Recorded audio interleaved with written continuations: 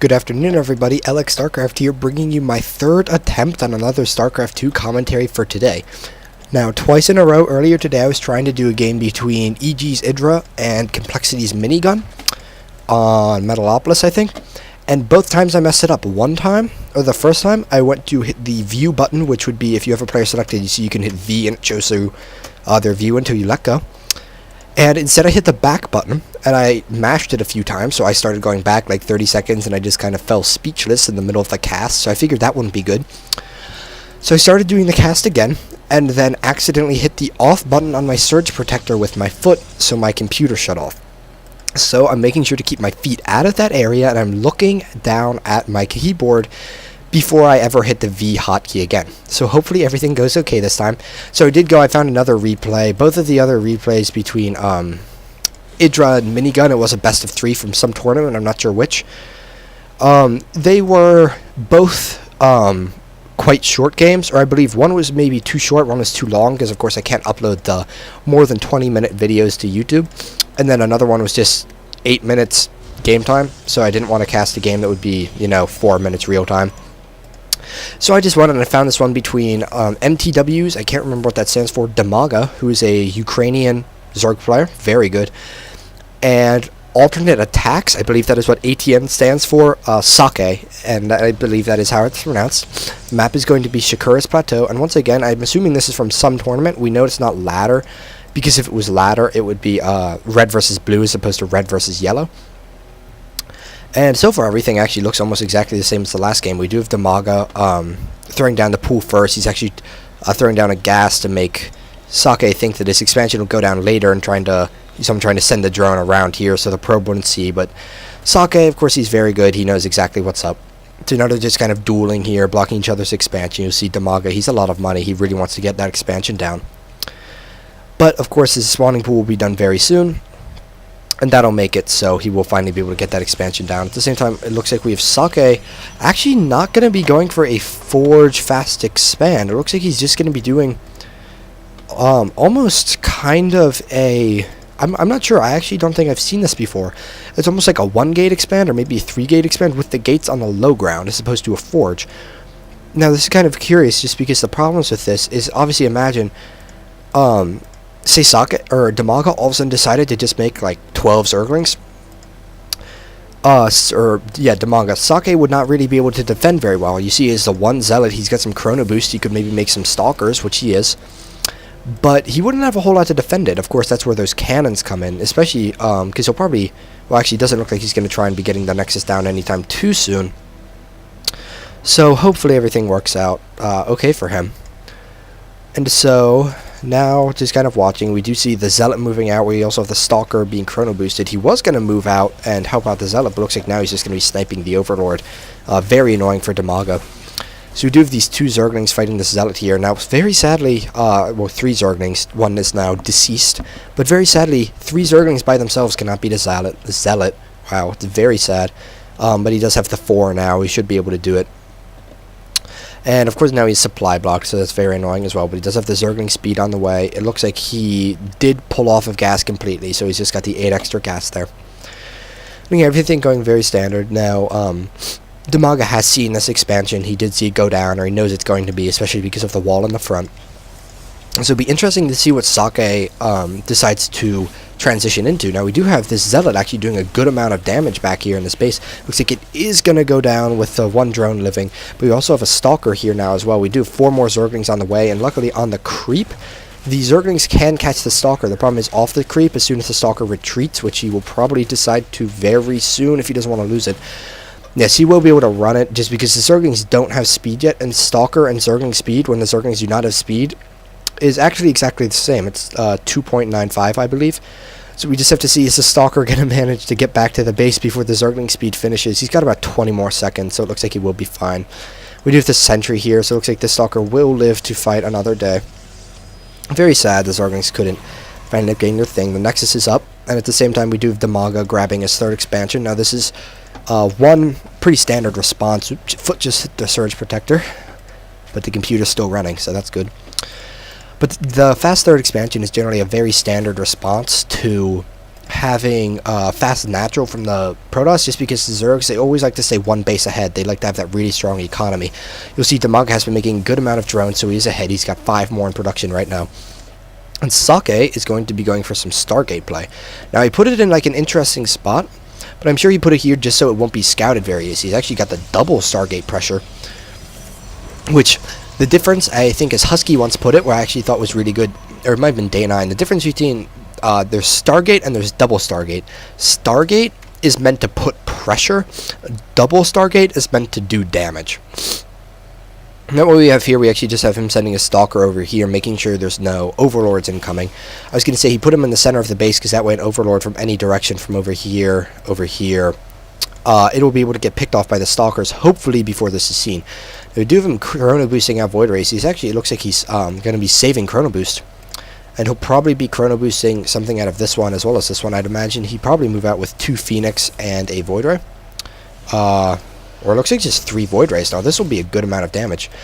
Now, Dimaga's third is up.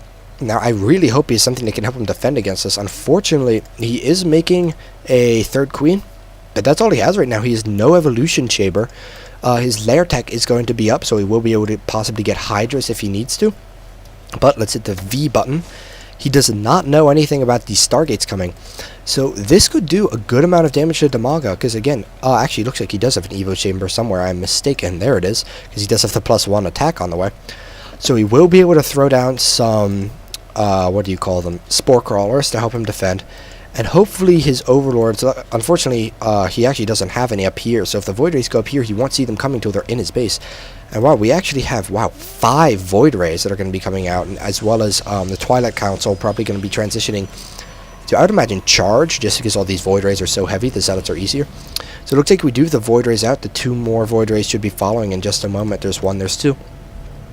And wow, Dimaga is actually grabbing an early 4th, and he's making a lot of drones. Now, Socke is actually staying about even with him, because what he's doing doesn't really cost much minerals, it's just gas. So he's been constantly producing probes. So this is going to be very interesting. It's going to be hard to say whether he's going to be able to hold this off. He has no idea this is coming. We have 5 Void Rays here. This is a lot. And we do have 2 Phoenix, I believe, coming in addition. So we'll have to see. I'm sure as soon as he sees these, he's going to throw down a bunch of Spore Crawlers, but he's going to have to be very scared about this. And yeah, we see he immediately pulls all of his drones. I'd imagine we'd see some Spore Crawlers in just a second. Yes, we do have 3 coming down. 5 coming down, all here at the natural. So he's actually transferring all these drones. It looks like he's probably going to transfer them to his 4th. But the Voiders are going to be focusing down the Lair. They'll be able to do that very quickly. The Phoenix supply blocking him, or maybe supply blocking him, just killing all the Overlords, because there's nothing for them to really pick up right now. So hopefully these 5 Spore Crawlers will be enough. Now they should. We also do have the Queen down here. So hopefully some damage can be done. Unfortunately, they are positioned in such a way that only really 1 Spore Crawler can attack at the time. Now we have all 3 able to attack. The Queen needs to be very careful not to get out of position, otherwise he needs to cancel the Pathogen Glands. Too late. That's very, very bad. This is not good for Dimaga. Dimaga is losing a lot. You'll see he is over double what Socke's lost in the units lost tab. And he lost a lot of Overlords. Luckily, he has this 4th up, where I think he should probably transfer some of these drones there, just because right now he's totally oversaturated. At the same time, we actually do have some Roaches pushing at the front. I'm not sure how much went down there. It doesn't look like he might have lost a pylon. But the Phoenix are enough to get him to go off, and they're going to be picking up some Roaches, trying to kill them. Of course, the Roaches are armored. The Phoenix aren't too great against them. And we do have the Void Rays are also going to be coming, helping to stop any early pressure. The Void Rays are going to be going, looks like, to try and get the Zonaga Tower. Or not the Zonaga Tower, that's the Zergling. Try and get these Roaches. Now he's actually checking up here. Is he going to spot the 4th? It looks like no, he is not. He's going to spot the 3rd. Now Dimaga, what he needs him to do, he needs him to not be able to spot the 4th. We do some Hydras up, but they are getting picked up by the Phoenix. We also have 5 Queens. Unfortunately, the Roaches, 6 Queens. The Roaches can't really do anything, because of course the Roaches, the Zerg evolution has not allowed them to learn how to shoot up. But yes, very luckily for Dimaga, he actually did get the Hydra Den up before the Lair went down. So he's actually not in too bad a shape. You see, he does have some Hydras up. He's making 8 more as we speak. And he is a little bit ahead on supply. He didn't really lose many drones. He had to stop droning, so that's why he's a bit behind now. But we do see he's got a pretty sizable Hydra army coming out. He's got 14 Hydras and 10 Roaches now. Which really all Socke has. He's got some Sentries, some Stalkers, and then the Void Rays and Phoenix. Now the Phoenix are going to be going back up here doing some scouting, checking, see if anything's been made here. He might pick up these drones. Yeah, he's going to go ahead and pick off these drones.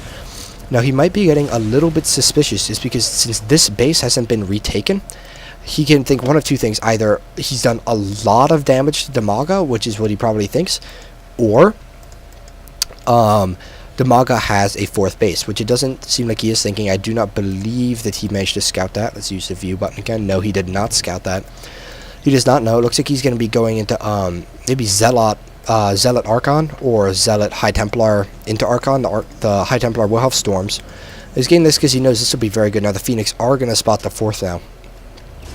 So it'll be interesting to see what Socke does as a result of this. He does have his own Nexus coming down at the same time that Dimaga is throwing his hatchery back down. And we're actually having quite a few drones picked off there, 5 or 6 drones. So right now they're more or less about where they should be in terms of bases, just because Dimaga's just getting his 4th, while Socke is just getting his 3rd. And he's being very wary of these Phoenix. He's trying to connect these with creep, you see, so the Hydras and the Queens can actually get there to defend things. And he does throw down a Spore Crawler. And that Spore Crawler by itself is almost enough to ward off the Phoenix. They know their losses would not be good, considering how many drones they might be able to push up, or kill off. So it looks like we have a pretty big Zealot force with a single Archon moving out here. We also do have the Sentries, we have a few Archons, we have Void Rays, and High Templar. This is actually a very big, pretty scary force, especially for Dimaga, because he is very Hydralisk heavy. And of course we know the storms tear Hydralisk apart. Now he has to make sure he has to engage with his entire army or run away, which is a better option probably. So he needs to make sure he's attacking with everything, but huge storms going down on the Hydras. The Hydras, as you see, they actually are almost all going to die. Now this does not look good for Dimaga. He does not have a whole lot of units. Fortunately, these Force Field is actually kind of helping him because it prevents the Zealots from getting up. You see he morphs in Archons on the front, which of course break down the storms, and there's nothing it looks like Dimaga can do. He's just losing so many units here that, of course, the storms killed almost all of the Hydras. He doesn't really have any units. You see he's down by 40 supply now, and there's going to be the GG from Dimaga. Now, really, the thing with that game is I think Dimaga, like, he took a good amount of damage. He didn't take a huge amount, but Socke was macroing very well. And that's the thing that you can do as Protoss. That's why Stargate opening can be so powerful. Because if you get Stargate, you almost force the Zerg to oftentimes get either Hydralisks or Mutalisks. And then particularly if they get Hydralisks, which is often the more sought after choice, just because, you know, it's much easier. If you get something like High Templar with Storm, or Archons, or Colossus, then the Hydras just die and the Zerg loses, and that's kind of what you saw here. But anyway, very good game between Dimaga and Socke. And I hope you guys enjoyed my first commentary back in a while. I'll be trying to do more in these coming weeks. And I hope everyone here has a wonderful day.